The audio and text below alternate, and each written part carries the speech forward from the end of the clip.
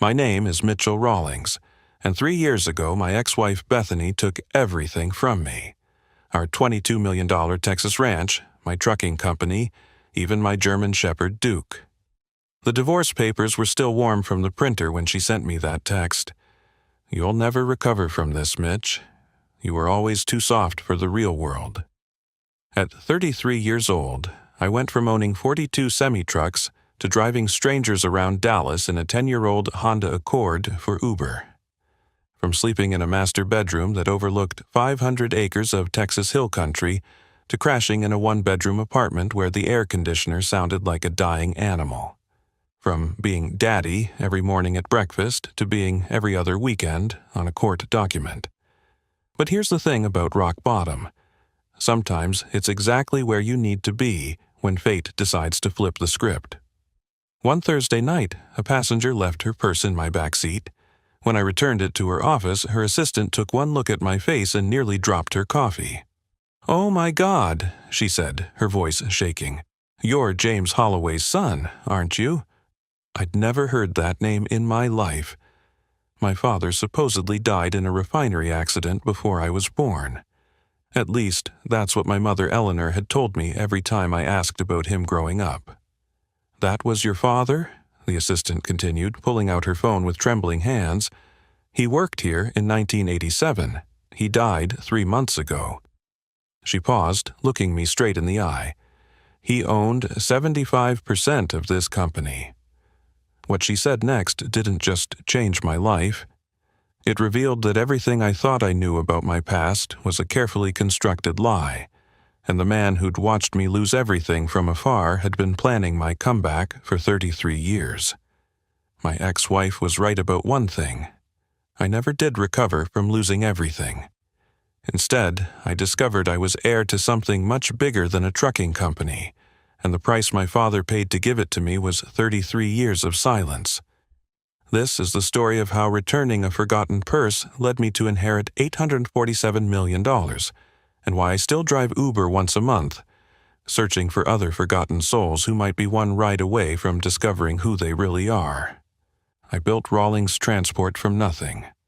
At 22, I bought a beaten-up 1998 Peterbilt with $60,000 I'd saved working oil rigs since I was 18. The truck had almost 400,000 miles on it, but the engine was solid, and that's all I needed. My mother Eleanor watched me sign the papers at the used truck lot in Fort Worth, worry creasing her face. "Mitchell, your father would be proud," she said, touching my shoulder. It was one of the few times she ever mentioned him. According to her, he'd died in a refinery explosion 2 months before I was born. No body was recovered, no life insurance. Just gone, leaving her 7 months pregnant and alone. I named the company after myself because I had no one else to honor.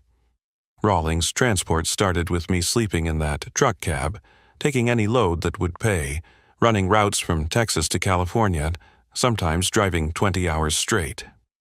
Coffee and determination were my only partners. By 25, I'd saved enough to buy a second truck and hire my first driver, an old-timer named Cecil who taught me more about the business than any MBA program could have. The growth came fast after that. By my 30th birthday, Rawlings Transport operated 42 trucks with 60 drivers on payroll. We specialized in refrigerated goods, running premium routes for organic food distributors. The money was exceptional. Annual revenue hit $12 million in our best year. I'd married Bethany when I was 27, when the company had just 15 trucks. She was a paralegal at the firm that handled my contracts, beautiful and sharp, with auburn hair and green eyes that seemed to see right through the bullshit of the trucking world. "You're going places, Mitchell Rawlings," she'd said on our first date. "I can always tell which clients will make it big." We bought the ranch when Bethany was pregnant with Colton. $22 million for 500 acres of pristine Texas hill country, complete with a 7-bedroom main house, horse stables, and a spring-fed lake. It was excessive, but Bethany insisted we needed to project success. The mortgage was massive, but the trucking company was printing money. Colton arrived first, then Gracie 2 years later. Those early mornings were golden.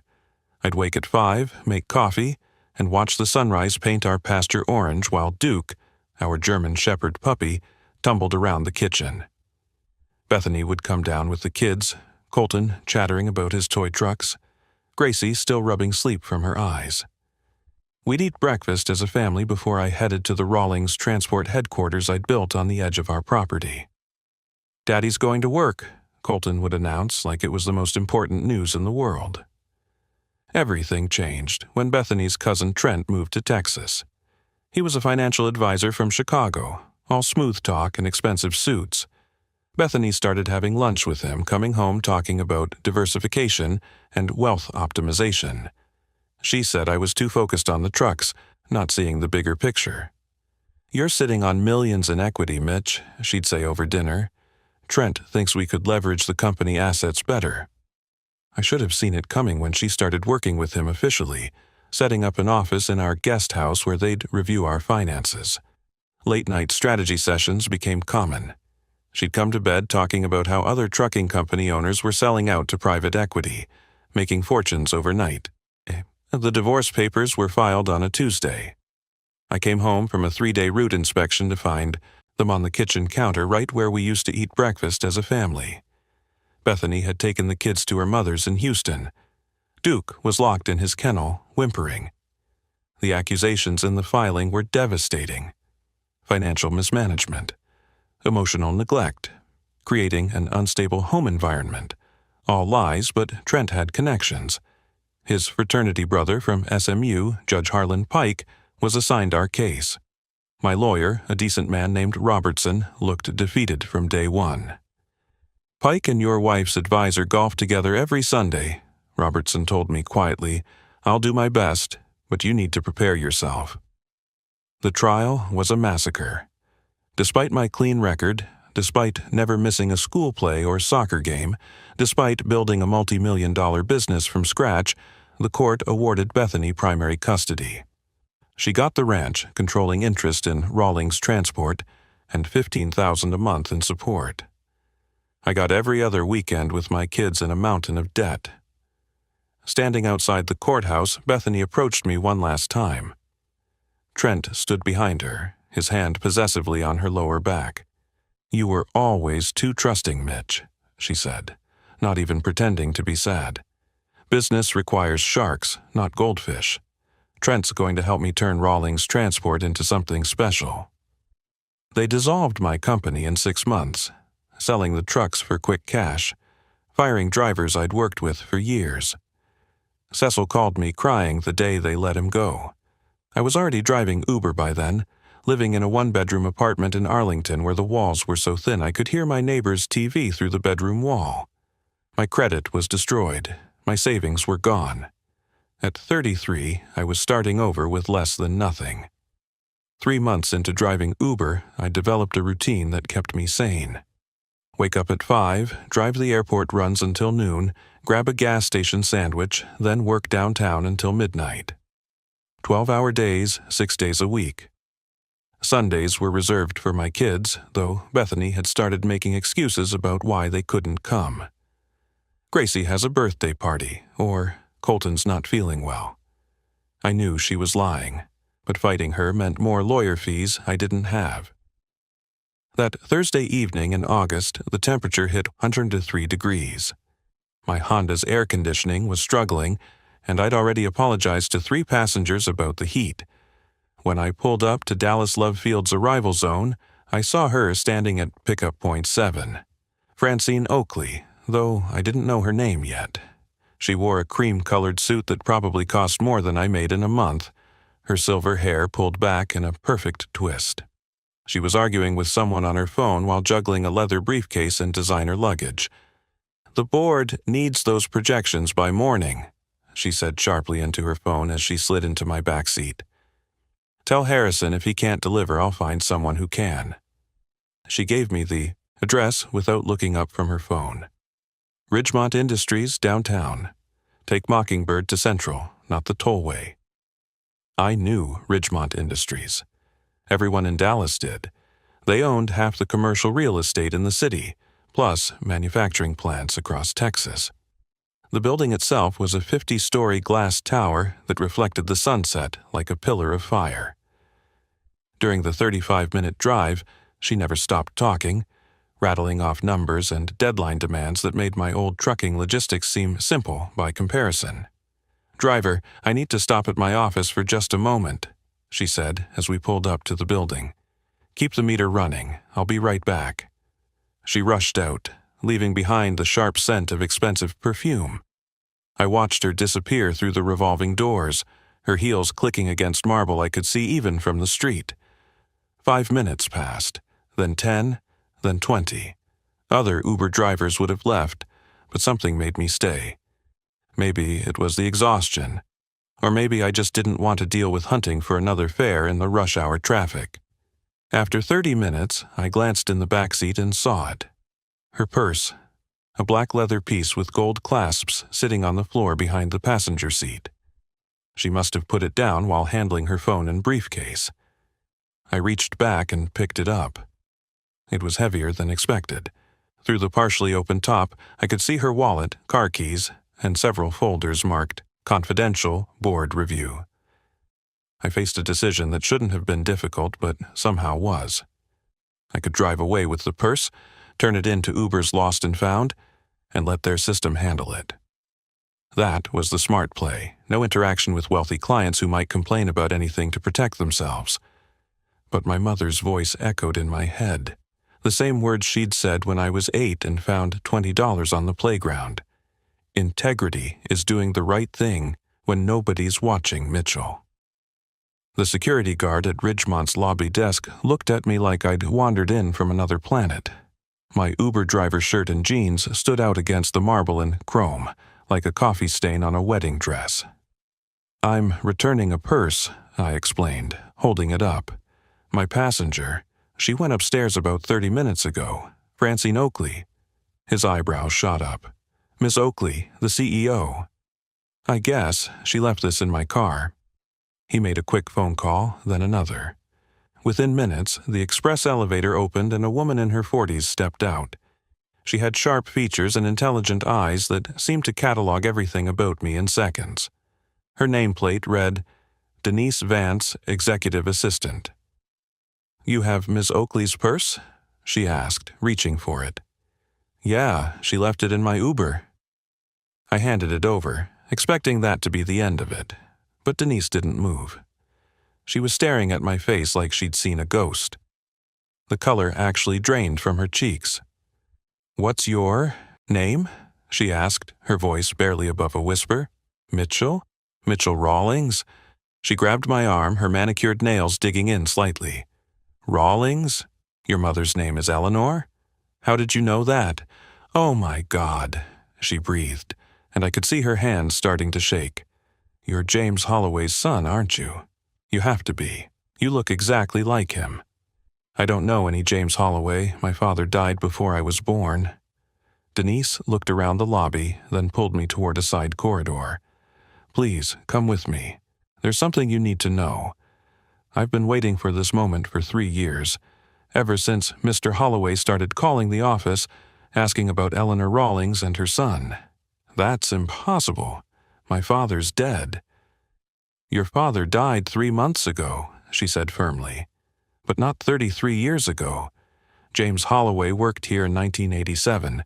He owned 75% of this company through various holdings, and he spent the last 3 years of his life trying to find a legal way to contact you without violating an old court order." My legs felt weak. The corridor seemed to spin slightly. Everything I thought I knew about my life was unraveling in a corporate hallway that smelled like fresh carpet and filtered air. Denise led me into a conference room on the 3rd floor, away from the executive levels. The walls were lined with photographs of Ridgemont Industries through the decades, groundbreaking ceremonies, ribbon cuttings, men in hard hats shaking hands. She locked the door behind us and pulled out her phone. "Before I say anything else, I need you to see this," she said, scrolling through her photos until she found what she was looking for. It was a scanned image of an old company newsletter from March 1987. "That's from our archives. Look at the second row, third person from the left. I took the phone and nearly dropped it. The man in the photo could have been me, transported back 36 years. Same strong jaw, same dark eyes, even the same way of standing with his weight slightly on his left foot. The caption read, James Holloway, Junior Executive, Finance Division. That's impossible, I said, sinking into a leather chair. My mother told me my father died in a refinery accident. She had newspaper clippings. Your mother was protecting you, Denise said gently, sitting across from me. James Holloway was very much alive until 3 months ago. He died of liver cancer at Presbyterian Hospital. I was one of the few people at his funeral. She pulled up another photo, this one recent. An elderly man in a hospital bed, thin and pale, but those eyes were unmistakable. They were my eyes, Colton's eyes. Tell me everything, I said. Denise glanced at the door, then leaned forward. James started here in 1985, straight out of UT Austin. Brilliant with numbers, everyone said he'd run the company someday. But in 1987, he made a fatal mistake. He fell in love with Christina Ridgemont, the founder's daughter. Thomas Ridgemont's daughter? The old man was a tyrant. When Christina got pregnant, he went ballistic. Gave James 2 choices: disappear forever or face criminal charges he'd manufacture. Embezzlement, corporate espionage, whatever it took. Thomas Ridgemont owned judges, politicians, the whole system. James took the deal to protect your mother and you. But the refinery accident? A cover story. Thomas Ridgemont arranged everything, even had fake newspaper articles printed. Only a few copies, just enough for your mother to have proof if anyone asked. James had to sign papers agreeing never to contact you or Eleanor, never to come within 1,000 feet of either of you. My hands were shaking now. So he just walked away? He never walked away, Denise said firmly. He changed his last name to Holloway, his mother's maiden name, and started investing every penny he earned back into Ridgemont Industries through shell companies, offshore trusts, anything to stay hidden. He knew Thomas would destroy him if he found out. But James was patient. He spent 30 years quietly buying shares from disgruntled board members, from Christina when she needed money for her divorce, from anyone who would sell. 75%? 75.3% to be exact, worth approximately $847 million at current valuation. When Thomas Ridgemont died in 2015, James could have come forward. But your life was stable then. You had your trucking company, your family. He didn't want to disrupt that. But then the divorce happened? Denise nodded. He knew everything. He hired investigators to watch the proceedings. He saw what your ex-wife did, how she destroyed your company. He wanted to intervene, but his lawyers said any contact could invalidate the inheritance structure he'd built. Texas law is complex about parental abandonment and inheritance claims. If he'd reached out, Bethany could have claimed a share as your spouse during the contact period. I stood up, pacing to the window. Below, Dallas traffic crawled through the evening heat. 3 months ago, while I was driving strangers to the airport, my father was dying 15 miles away, holding shares worth nearly $1 billion that he couldn't give me. There's more, Denise said. Your father left very specific instructions with Northbridge Legal. They're the most powerful estate law firm in Texas. Carlton, Northbridge himself has been waiting for you to surface. James knew that eventually fate would bring you here. He had profiles on every executive at Ridgemont, knew their routines. He calculated that someone would eventually end up in your Uber. That's insane. That's love, Denise corrected. A father's love that had to find a way around impossible obstacles. He couldn't contact you directly, but he could make sure that when the universe finally connected you to your inheritance, everything would be in place. She pulled out a business card. Carlton Northbridge, call him tonight. Tomorrow morning at the latest. There's a board meeting in 3 weeks, and as the majority shareholder, you need to be there. I don't know anything about running a corporation. You built a trucking company from 1 truck to 42. You know business. Besides, Francine Oakley is a good CEO. Your father trusted her to run things. You don't have to fire anyone or change anything, but you do have to claim what's yours." I took the card, feeling its weight. What about my mother? Did she know he was alive? That's a conversation for her to have with you, but James sent money every month through an anonymous trust. How do you think she afforded your college when she was working as a grocery store clerk? Everything clicked into place. The mysterious scholarship that covered my tuition at Texas A&M. My mother's insistence that I never investigate where it came from. Her tears every time I asked about my father, which I'd assumed were from grief but now realized were from carrying this secret. "Denise, why are you telling me all this?" "Because James Holloway was a good man who deserved to know his son. Because I've watched this company for 20 years, and I know what he sacrificed to build his stake.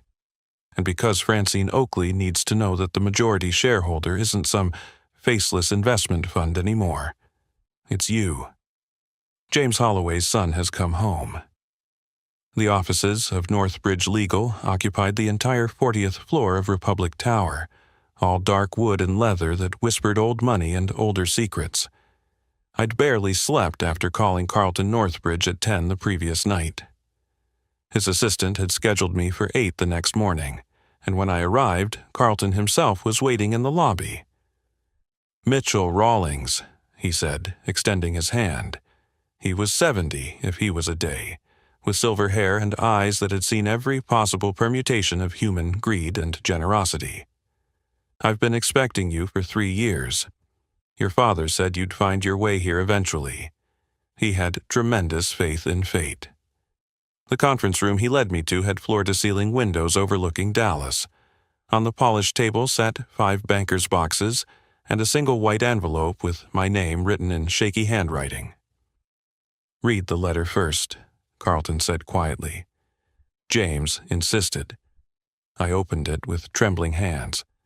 "Mitchell, my son, by the time you read this, I'll be gone, and you'll know the truth. I've watched you from a distance your entire life.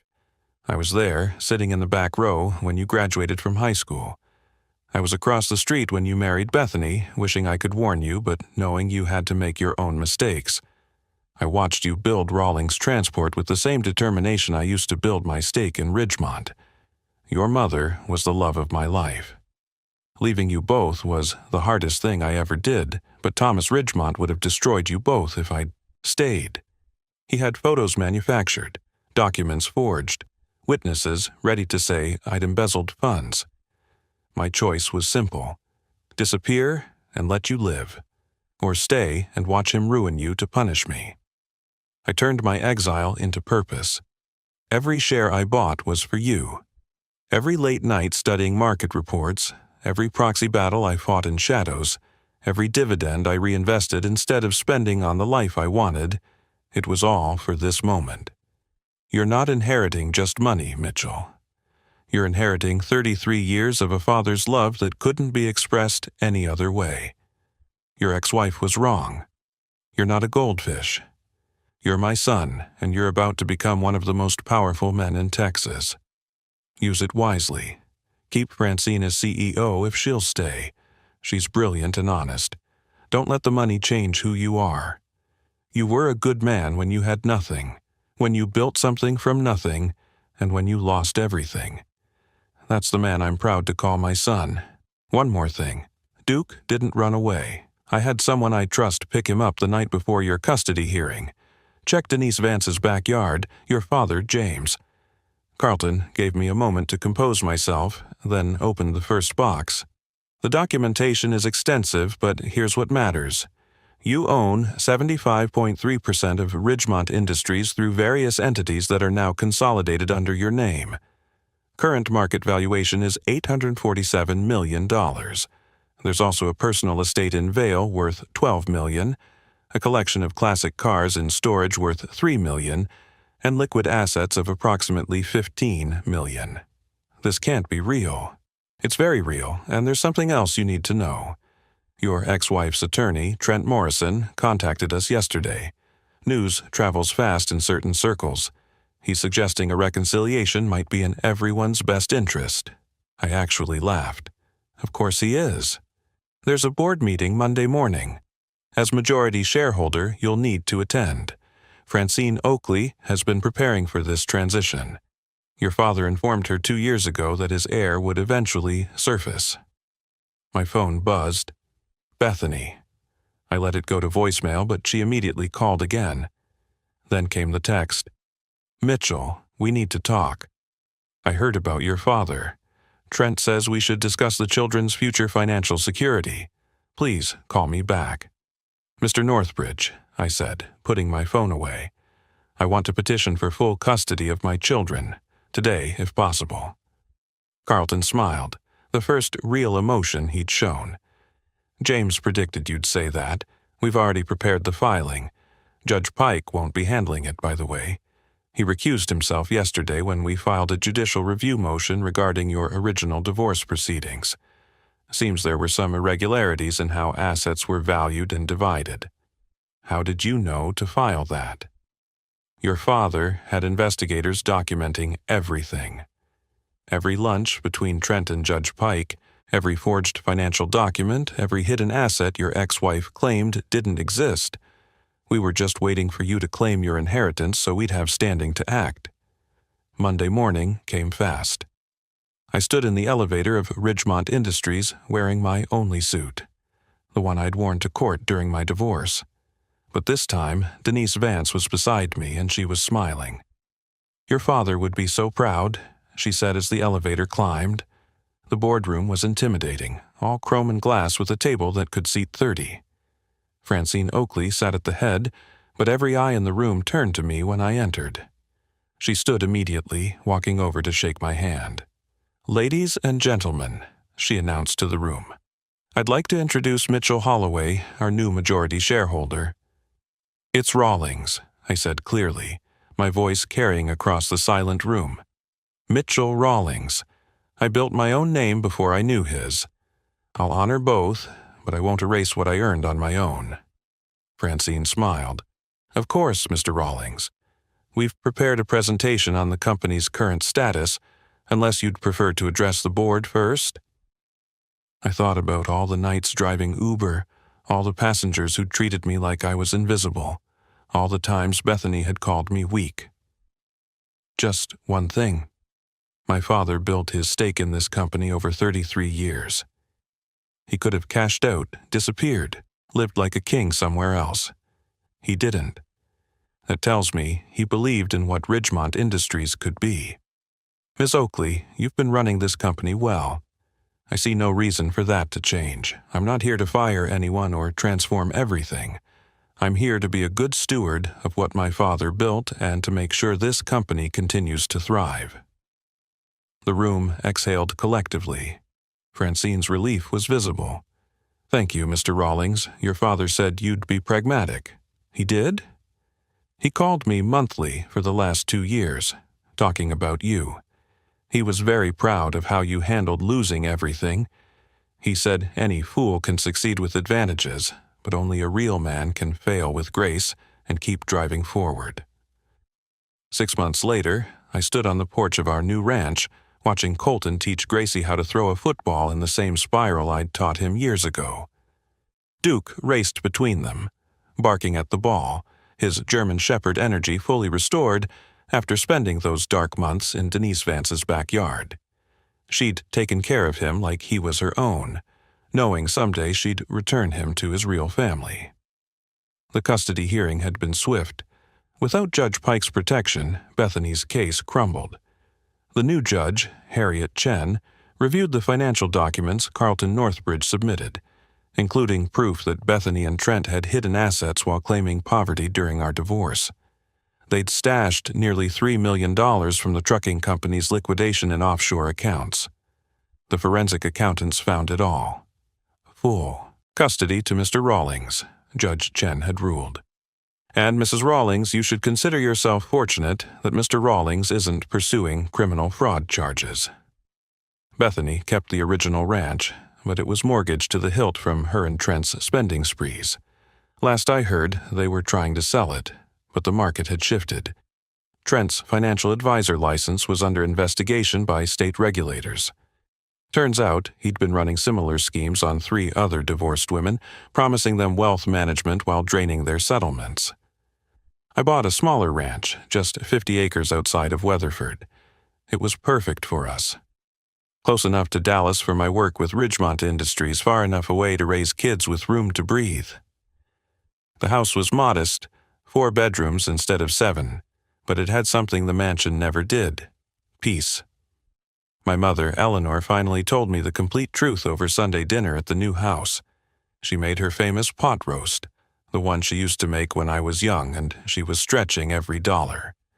"James contacted me once, right after you were born," she admitted, tears rolling down her weathered cheeks. He was sobbing on the phone, begging me to understand. Thomas Ridgemont had shown him photographs, fake ones, that made it look like James had been stealing from the company for years, bank records that didn't exist, witnesses who would swear they saw him commit crimes. James said if he didn't disappear, Ridgemont would have him arrested and then come after us too. "You should have told me, Mom." "How could I? When you were 5 and asking why you didn't have a daddy like other kids. When you were 15 and angry at the world. When you were 25 and building your company. There was never a right time. And James made me promise. He said someday, when the old man was dead and you were ready, the truth would find its way out." The college money? Every month, $5,000 appeared in an account. The trust document said it was from a deceased relative's estate.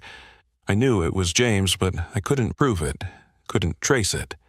"That money put you through school, Mitchell. Your father never stopped providing for you, just in the only way he could." Rawlings Holloway Logistics launched 3 months after I claimed my inheritance. I started with 10 electric semi-trucks, hiring back every driver Bethany and Trent had fired. Cecil called me crying when I offered him the position of head driver trainer. "Thought I was done for, Mitch," he said over the phone. 68 years old, who's gonna hire me? "Family doesn't leave family behind," I told him. Diego, the single father who'd been my most regular Uber passenger during my driving days, became our operations manager. He'd been an executive in Mexico before immigrating, but his degrees didn't transfer. I'd learned his story during those long airport runs, how he was working 3 jobs to support his daughters. Now he ran our Dallas terminal with the precision of a Swiss watch. Francine Oakley and I developed an unexpected friendship. She'd been terrified I'd fire her when I took control of Ridgemont Industries, but I meant what I said at that first board meeting. She ran the company brilliantly. I attended monthly board meetings, reviewed major decisions, but let her do what she did best. My focus was on the trucking company, on building something with both names on it, honoring both the father I never knew and the man I'd become without him. "Your father would love this," Francine told me during a break at a board meeting. "He always said the measure of a man wasn't what he accumulated, but what he built for others." Once a month, I still drive for Uber. 4 hours, usually Sunday mornings when the kids are at their activities. I donate every penny to a fund I established for divorced fathers fighting for custody. The Mitchell Rawlings Foundation has helped 43 men so far, guys who lost everything in court and just needed someone to believe their story. Last week, I picked up a passenger from Lovefield, same spot where I'd picked up Francine that life-changing night. He was young, maybe 25, wearing a cheap suit and carrying a worn briefcase. He spent the ride on the phone, trying to coordinate job interviews while his car was in the shop. "Rough day?" I asked when he hung up. "Rough year," he admitted. "But I'm building something. My dad always said the only way out is through." I handed him my real business card when we reached his destination. "Call my office Monday. We're always looking for hungry people who understand that success isn't about where you start, but how you handle the journey." His eyes widened when he read the card. "You're Mitchell Rawlings? The guy who owns Ridgemont Industries? Why are you driving Uber?" "Because every passenger has a story," I told him. "And sometimes a forgotten purse in the back seat can change everything." Sometimes being at rock bottom is exactly where you need to be when fate decides to flip the script. Bethany sent me one final text last month. "I underestimated you." I didn't reply. I was too busy teaching Colton how to change the oil in a truck while Gracie painted a portrait of Duke in the garage. My mother was in the kitchen making cookies with Diego's daughters, who'd become like cousins to my kids. The sounds of family filled every corner of our smaller, perfect home. You see, Bethany was wrong from the beginning. She said I'd never recover from losing everything, but recovery was never the point. The point was discovering that my father had spent 33 years in exile, building an empire he couldn't claim, just to ensure that one day, when I needed it most, I'd have the resources to protect what really mattered. The money didn't save me. The truth did.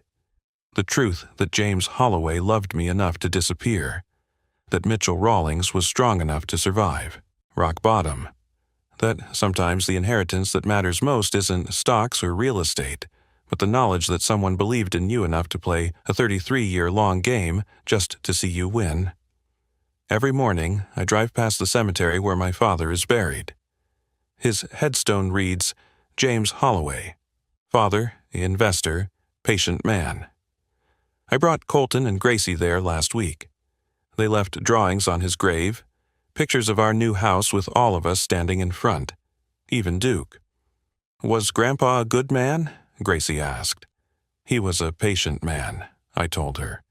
"And sometimes that's the best kind of good there is." The Rawlings Holloway logo is on 40 trucks now, with plans for 100 by next year. But success isn't measured in fleet size anymore. It's measured in Saturday morning pancakes, in Duke's excited barking when the kids come home from school, in my mother's laughter echoing through a house built on truth instead of secrets. Rock bottom, I learned, isn't a failure. It's just solid ground to build something better. And sometimes when you think you've lost everything, you're actually about to find exactly who you were meant to be. My name is Mitchell Rawlings, son of James Holloway, and this is my story. If this story resonated with you, if you've ever been knocked down and wondered if you'd get back up, hit that like button below. Share this video with someone who needs to hear that rock bottom isn't the end, it's often the beginning. And don't forget to subscribe to this channel for more incredible true stories of redemption, unexpected inheritances, and the kind of plot twists that remind us life is stranger and more beautiful than fiction. Remember, sometimes the biggest fortune isn't what you inherit, but what you choose to build with the pieces of your broken life. Until next time, keep driving forward, because you never know which passenger, which moment, which forgotten purse might change everything.